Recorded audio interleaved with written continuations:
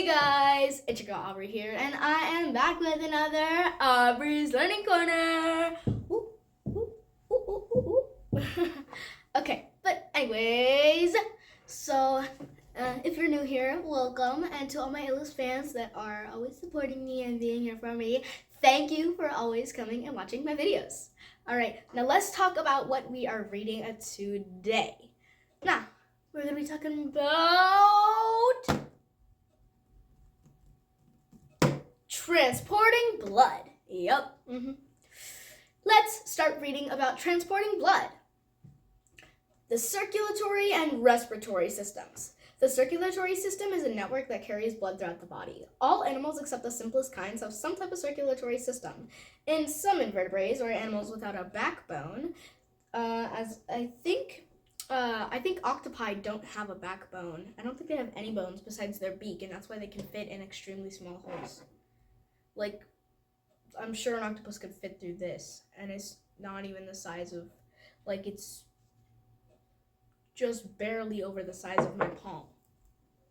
Yeah, it's insane the spaces that octopi can fit into. In some invertebrates, or animals without a backbone, the circulatory system consists of a simple network of tubes and hollow spaces. Other invertebrates have a pump-like structure that send blood through a system of blood vessels. In human beings and other vertebrates, or animals with a backbone, in human beings and other vertebrates, or animals with a backbone, the circulatory system consists primarily of a pumping organ. The heart. There we go. The heart. Where was I? Oh, there we go. The circulatory system consists primarily of a pumping organ, the heart, and a network of blood vessels.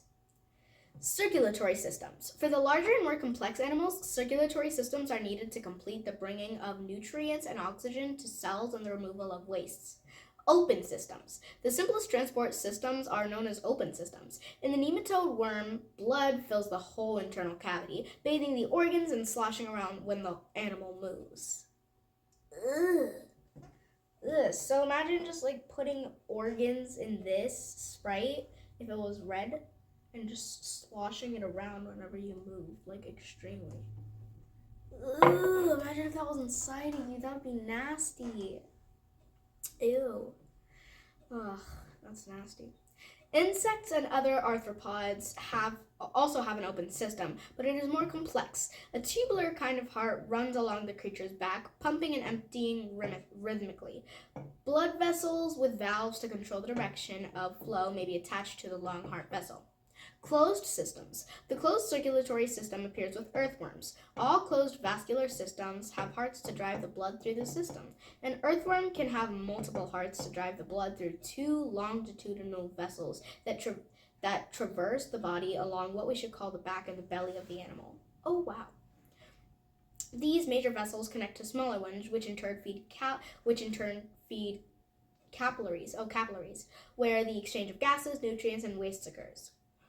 Fish have two-chambered hearts. An atrium takes in the returning blood and passes it to the ventricle, which pumps the blood out again. But the blood must pass through two sets of capillary beds, one at the gills to pick up oxygen and expel the animal's carbon dioxide, the other to exchange those gases along with nutrients and their waste products with the rest of the body's cells. The first capillary system at the gills puts such a drag on blood flow that the pressure is lowered, reducing the efficiency of trades with system caterpillars.